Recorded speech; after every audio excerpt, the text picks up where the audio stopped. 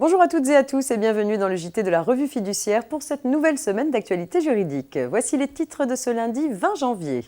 Réduction d'impôt Pinel, avant-projet de loi sur la réforme des retraites et naissance du tribunal judiciaire.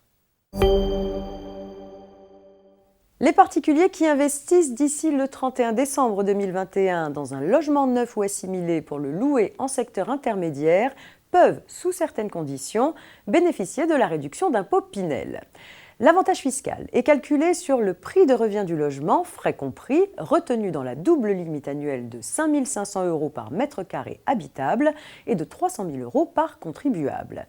Le montant des frais et commissions susceptibles d'être perçus par les intermédiaires lors d'une acquisition de logement bénéficiant de la réduction d'impôt est limité à un certain montant qui vient d'être fixé par décret. Ce plafond est de 10% du prix de revient du bien. Il s'applique aux contrats et aux actes authentiques signés à partir du 1er avril 2020.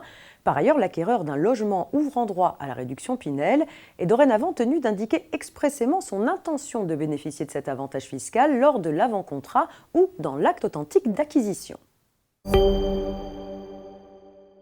Le gouvernement a envoyé aux partenaires sociaux les 2 avant-projets de loi qui détaillent la mise en place du futur système universel de retraite. L'avant-projet de loi organique est nécessaire en vue de la fusion de l'ensemble des régimes de retraite actuels dans un système universel et en vue de définir les mécanismes garantissant la soutenabilité financière à long terme du système. De son côté, l'avant-projet de loi ordinaire détaille l'ensemble du futur système universel de retraite. Ces textes sont encore appelés à changer d'ici leur présentation officielle en Conseil des ministres prévue pour le 24 janvier 2020. Le Premier ministre a déjà annoncé que dans un souci de compromis, il allait sortir provisoirement la mesure d'âge pivot qui devait se mettre en place progressivement à partir de 2022. Mais le principe d'un âge d'équilibre sera toujours au menu du futur système universel de retraite.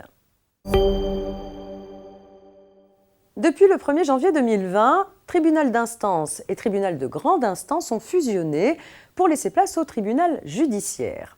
Modifiant profondément l'organisation judiciaire, la réforme opérée par la loi du 23 mars 2019 donne naissance à cette nouvelle juridiction de droit commun en première instance. Le tribunal judiciaire dispose d'une compétence générale qui s'étend à tout le contentieux relevant précédemment du tribunal de grande instance et du tribunal d'instance. Il faut donc dorénavant s'adresser au tribunal judiciaire dans les affaires civiles ou commerciales pour lesquelles la compétence n'est pas attribuée expressément à une autre juridiction, comme dans les matières particulières qui relevaient des juridictions remplacées. Il statue en dernier ressort sur la plupart des demandes dont le montant est inférieur ou égal à 5 000 €. Au sein de chaque tribunal judiciaire est institué un nouveau juge des contentieux de la protection, compétent en matière de tutelle des majeurs, baux d'habitation, crédit à la consommation, fichier des incidents de remboursement des crédits aux particuliers et surendettement des particuliers. Devant le tribunal judiciaire, la procédure est écrite, sauf disposition contraire, et peut même se dérouler sans audience. En principe, les parties doivent y être représentées par un avocat, sauf exception prévue par la loi.